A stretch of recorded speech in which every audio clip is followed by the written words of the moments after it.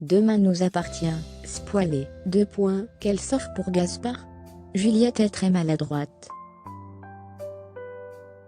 Raphaël se charge d'assurer la défense de Gaspard dans Demain nous appartient.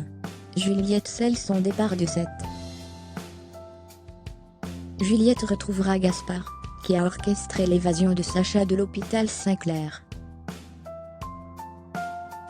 Alors que le tueur en série poursuivra sa cavale, l'adolescent se rendra à la police.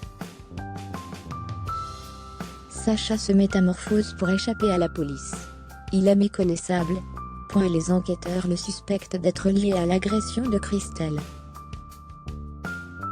De son côté, Raphaël se charge d'assurer la défense de Gaspard. Elle a obtenu que le fils de Juliette soit envoyé dans une prison pour mineurs en Bretagne. Gaspard encourt de la prison ferme. Raphaël se veut rassurante. Selon elle, le juge prendra en compte que l'adolescent a agi sous l'influence d'un père manipulateur et violent. Gaspard va être condamné à plusieurs années de prison ferme. Il bénéficiera ensuite d'un aménagement de peine, dans le but qu'il puisse poursuivre son cursus scolaire. Il portera alors un bracelet électronique.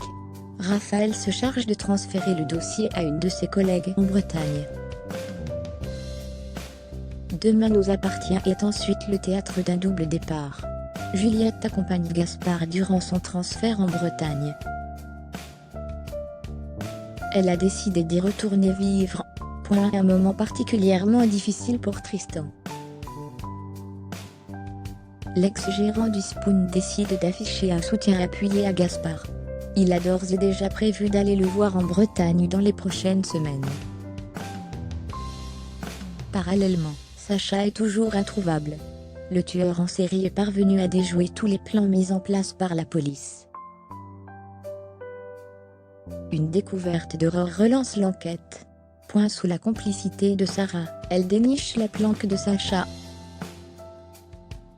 La capitaine Jacob est lucide qu'il s'est rasé la tête, et s'est procuré de faux papiers d'identité.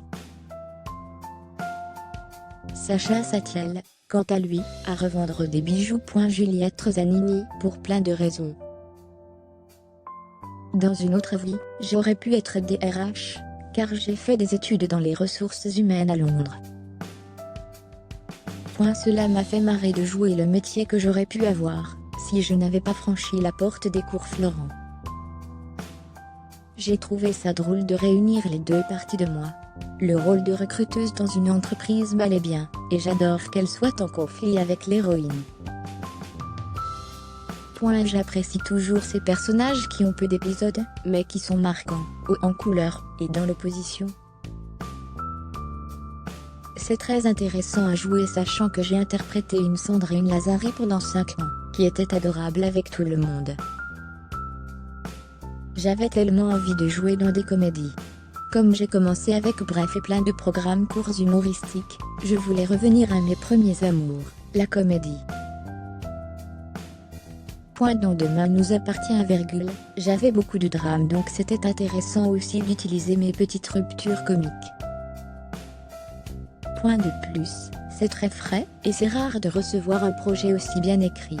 Et puis un personnage féminin au centre, c'est toujours réjouissant. Demain nous appartient est à retrouver du lundi au vendredi à 9h15 sur TF1.